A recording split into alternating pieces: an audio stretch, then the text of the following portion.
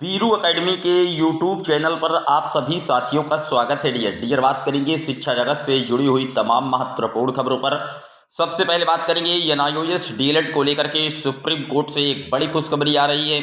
बात करेंगे बीएड अभ्यर्थियों के लिए एक बड़ा फैसला आया है। साथ ही बात करेंगे शिक्षा मित्रों को स्थायी शिक्षक बनाने की जो मांग है वो तेज कर दी गई है।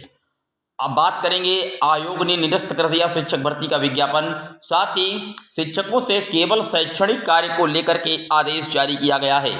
अन्य महत्वपूर्ण बिंदुओं पर भी बात करेंगे, लेकिन जितने लोग चैनल पर पहली बार विजिट कर रहे हैं सब्सक्राइब करके बेल आइकन प्रेस कर लीजिए। डियर आपकी स्क्रीन पर पहली अपडेट आप देख सकते हैं। 18 माह के डीएलएड वाले शिक्षक भर्ती के लिए मान्य हो गए हैं। इसके पहले आप जानते हैं कि एनआईओएस डीएलएड को प्राथमिक स्तर की शिक्षक भर्ती से इनवैलिड कर दिया गया था। क्यों? क्योंकि पीआरटी लेवल के लिए पहले यह कहा गया कि 24 माह का जो डीएलएड है केवल वही वैलिड किया जाएगा। ये सुप्रीम कोर्ट की वर्डिंग थी, लेकिन बाद में पुनर्विचार याचिका लगाई गई और जहां पर फिर एक बार सुप्रीम कोर्ट ने टर्निंग पॉइंट लेते हुए अपना जो डिसीजन है वो पुनः एक बार बदल करके एनआईओएस डीएलएड के लिए एक राहत की खबर सुना दी। आप देख सकते हैं यहाँ पर लिखा है 18 माह के डीएलएड वाले शिक्षक भर्ती के लिए मान्य। एनआईओएस से 18 माह का डीएलएड करने वाले अभ्यर्थियों को सुप्रीम कोर्ट ने राहत दे दी है। सुप्रीम कोर्ट के जस्टिस बीआर गवई ने पिछले साल एनआईओएस डीएलएड को फ्रेश शिक्षक भर्ती से अयोग्य माना था, जिसके खिलाफ पुनर्विचार याचिका दाखिल की गई, जिसकी फाइनल सुनवाई करते हुए जस्टिस गवई ने फैसला सुनाया है कि 18 माह का डिप्लोमा कोर्स सभी शिक्षक भर्तियों के लिए मान्य है। इस फैसले के बाद बिहार में शिक्षक नियुक्ति के चौथे चरण में एनआईओएस से डिप्लोमाधारी आवेदन कर पाएंगे। इससे पहले सुप्रीम कोर्ट ने कहा था कि एनआईओएस से 18 महीने का डीएलएड करने वाले अभ्यर्थी सरकारी शिक्षक बनने के योग्य नहीं माने जाएंगे और आने वाली शिक्षकों की भर्ती के लिए अप्लाई नहीं कर पाएंगे। ऐसे छात्रों को शिक्षक भर्ती परीक्षा में बाहर कर दिया गया। गौरतलब है कि केंद्र सरकार ने 2017 में कहा था कि प्राइवेट स्कूलों में पढ़ाने वाले शिक्षक एनआईओएस से डीएलएड कोर्स कर सकती हैं। इसके बाद बड़ी संख्या में शिक्षकों ने डीएलएड कर लिया। इसके बाद इन्हें 18 माह में डीएलएड करा दिया गया। इसके बाद 24 माह के डीएलएड करने वाले अभ्यर्थियों ने इस मामले पर केस कर दिया। इसके बाद से कई राज्यों में भर्ती से रोक दिया गया था।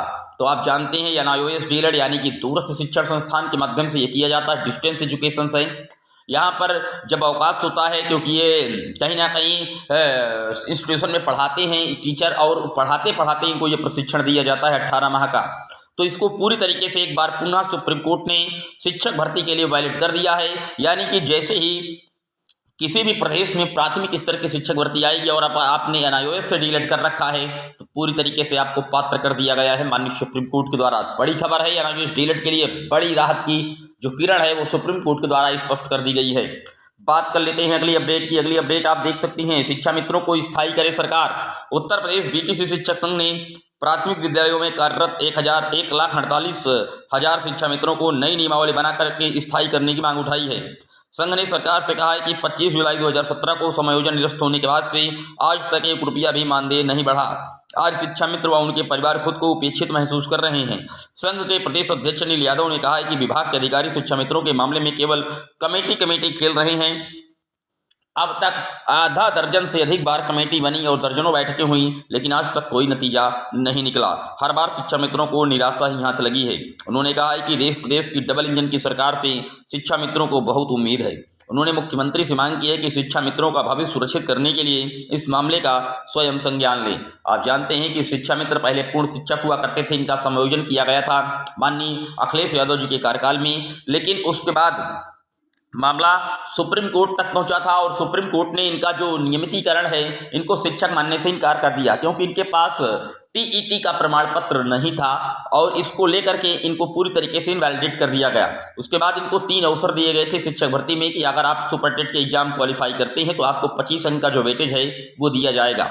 कई सारे शिक्षा मित्र साथी, लगभग 30 से 40 हजार शिक्षा मित्र साथी इस समय प्रेजेंट टाइम में स्थायी नौकरी भी कर रहे हैं जो सुपरटेट की परीक्षा को क्वालिफाइड कर गए थे। फिलहाल बिना परीक्षा के नियमितीकरण की जो मांग है शिक्षा मित्रों की तरफ से वो अनिल यादव की तरफ से उठाई गई है। डियर बात कर लेते हैं अगली अपडेट की। अगली अपडेट बीएड छात्रों के लिए है। आप देख सकते हैं अब छात्रों के लिए होगा 1 वर्ष का बीएड कार्यक्रम। 2026-27 में प्रवेश लेने वाले विद्यार्थी आएंगे 1 वर्ष के नए कोर्स के दायरे में। आप देख सकते हैं नई शिक्षा नीति में स्नातक और परा स्नातक के पठन पाठन में बदलाव के बाद अब अन्य पाठ्यक्रमों में भी बदलाव किया जा रहा है।